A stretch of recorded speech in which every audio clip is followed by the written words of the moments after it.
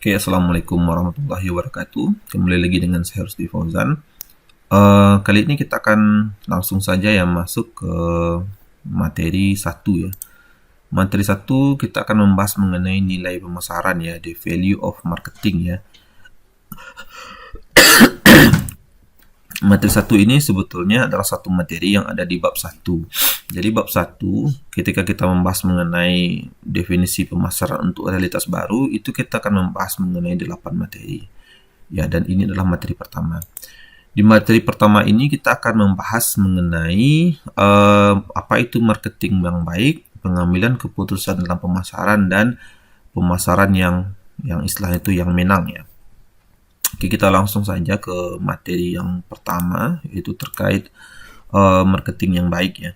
Jadi marketing yang baik itu, good marketing itu adalah sebuah kegiatan pemasaran yang tidak terjadi secara kebetulan ya, tetapi merupakan sebuah seni, art ya, sebuah sains ya, ada ilmunya, dan itu dihasilkan dari kehati-hatian, perencanaan, pelaksanaan, dan menggunakan alat serta teknik yang canggih.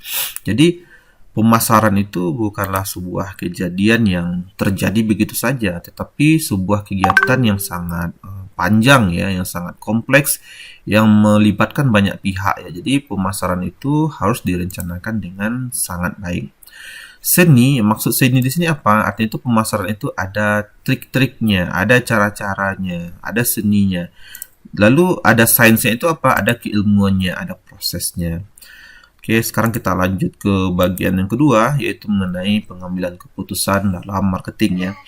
Kesuksesan finansial itu sangat bergantung kepada pemasaran ya. Jadi mau perusahaan itu untung ya harus melakukan riset pemasaran yang bagus dulu, harus mengetahui konsumen maunya produk yang seperti apa dan berhasil menciptakan produk yang sesuai dengan harapan konsumen, sehingga produk terjual dengan maksimal ya. Ini kasus yang menarik itu dulu di perusahaan Apple ya. Perusahaan Apple itu adalah perusahaan dengan penjualan tertinggi ya, cash gitu ya. Jadi kenapa Apple bisa sukses ya? Karena mereka bisa membuat produk yang sesuai dengan harapan konsumen atau pasar. Pemasaran yang sukses akan membangun permintaan terhadap produk dan jasa ya yang dihasilkan perusahaannya. Artinya itu apa? Kalau pemasaran itu sukses kalau ya produknya dibeli oleh konsumen, yang pada akhirnya meningkatkan laba perusahaan dan berdampak pada penciptaan lapangan kerja. Jadi pemasaran ini dampaknya sangat besar sekali ya. Jadi dengan perusahaan berhasil menjual semakin banyak produk, maka semakin besar laba yang akan didapatkan. Otomatis itu juga akan semakin banyak karyawan yang akan dipekerjakan ya. Terus serta meningkatkan kemampuan perusahaan untuk melakukan kegiatan tanggung jawab sosial. Artinya itu apa? Perusahaan kalau dia udah kaya, udah banyak duit, maka dia bisa membantu perbaikan kehidupan masyarakat, membantu perbaikan lingkungan, dan berbagai hal positif lainnya. Oke, sekarang kita masuk ke materi yang lanjutan berikutnya ya. Jadi makanya di sini CEO atau pemimpin perusahaan, general manager menyadari bahwasanya permasalahan yang berhasil membangun merek atau brand itu membangun pelanggan yang setia, membangun aset tidak berwujud ya. Nah, artinya itu pemasaran ini dampaknya besar sekali nih kepada brand, pelanggan, dan kontribusi terhadap nilai perusahaan. Dan juga saat ini perusahaan banyak mempekerjakan Chief Marketing Officer atau Direktur Pemasaran, Chief Financial Officer, Direktur Teknologi ya, IT. Kenapa Chief Financial Officer ya, Direktur Keuangan, Chief Informational Officer itu Direktur IT-nya itu, untuk memaksimalkan pemasaran di era digital ya. Artinya itu apa? Perusahaan tidak bisa lagi bergerak dengan cara yang biasa ya. Mereka harus memaksimalkan seluruh bidang ya yang ada. Terus berikutnya kita lanjut lagi ya, perusahaan ya, apapun yang terjadi, perusahaan harus terus bergerak ya, maju walaupun menghadapi risiko yang banyak di depannya.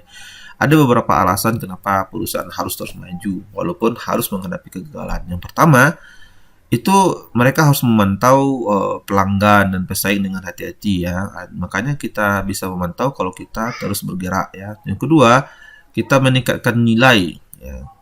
Terus meningkatkan nilai yang mereka tawarkan dan strategi pemasaran dilaksanakan. Artinya apa? Kita tingkatkan nilai produk kita tawarkan kepada konsumen kita.